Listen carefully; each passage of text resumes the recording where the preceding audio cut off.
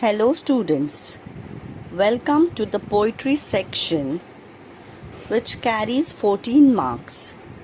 Unit 2, 2.1 Song of the Open Road, written by Walt Whitman. Walt Whitman was an American poet of the 19th century. Song of the Open Road is a poem by Walt Whitman taken from his collection of Leaves of Grass. He strongly advocated democracy and freedom. It is a monologue written in free verse. Let's look at the title of the poem. The title of the poem is very significant as the poet has used the word song with a definite purpose. He enjoyed to travel on the open road without any tension and worries of past, present and future. The song of the open road also indicates freedom. Let's go to the explanation of the poem. The first stanza, it indicates the poet wants a free world. He is the creator of his own fortune. He does not cry or postpone anything. He does not want to remain indoor and has unlocked himself from the criticisms of life. The second stanza, it explains that the poet tries to free himself from the worldly relations and friends. He knows they are doing well in life.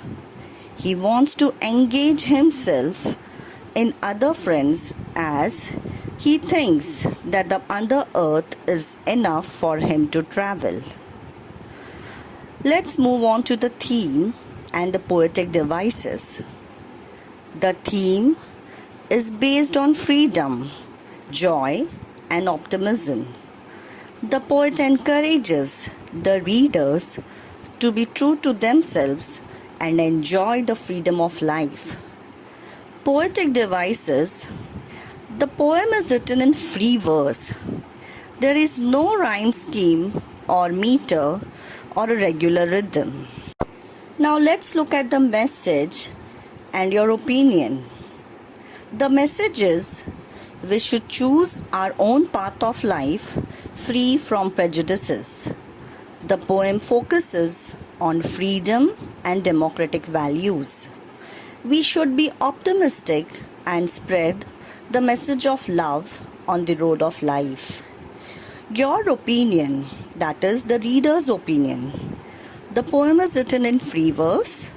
It reflects the poet's optimism about a free and healthy life. Students, now let's look at the figures of speech. The long brown part, this line, the figure of speech is alliteration. The second figure of speech is henceforth I as not good fortune. Here the word good fortune is repeated, so it's repetition. The third line mentioned here is again repetition. The fourth figure of speech mentioned is paradox. The fifth one is tautology, as complain and querulous have the same meaning. The next line, still here till burdens, the figure of speech is metaphor. Let's study the difficult words mentioned. Afoot, going on foot, walking in motion. Suffice, enough, adequate or sufficient. Delicious burdens. Here it means bad memories of the past. Whimper, low voice of carry or agony, unhappiness, sadness. Querulous, argumentative, complaining. Thank you. Here we have come to the end of the first poem given in the English textbook, Song of the Open Road.